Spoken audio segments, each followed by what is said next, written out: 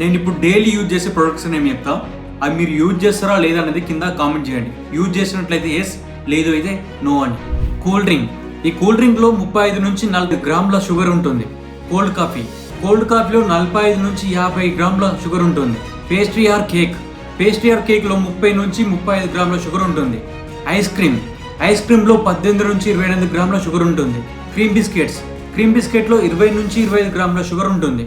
ఇవి వినగానే ఇవి మనం రోజు తినేటి కదా అనిపిస్తుంది.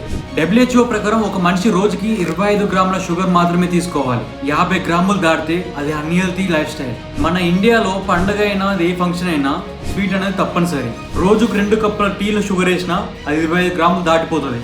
అంటే మనం రోజుకు అవసరానికి మించి షుగర్ తింటున్నాం. షుగర్ అంతా చెడ్డదేం కాదు. న్యాచురల్ షుగర్ పండ్లు, కూరగాయలు, పాలలో ఉంటుంది. అది అవసరం. ఇది లేకపోతే బ్రెయిన్, బాడీ పనిచేయవు. కానీ ప్రాసెస్డ్ లేదా యాడెడ్ షుగర్, టీలో వేసే చక్కెర, బిస్కెట్లు, కూల్ డ్రింక్స్ ఇవే అసలైన ప్రమాదకరం. వీటిలో న్యూట్రియంట్స్ ఉండవు, డ్యామేజే ఎక్కువ. ఈ మ్యాటర్ని ఫుల్ డీటెయిల్గా ఎక్స్ప్లెయిన్ చేశాను. కింద వీడియో మెన్షన్ చేస్తున్నాను, ఒకసారి వెళ్ళి చూడండి.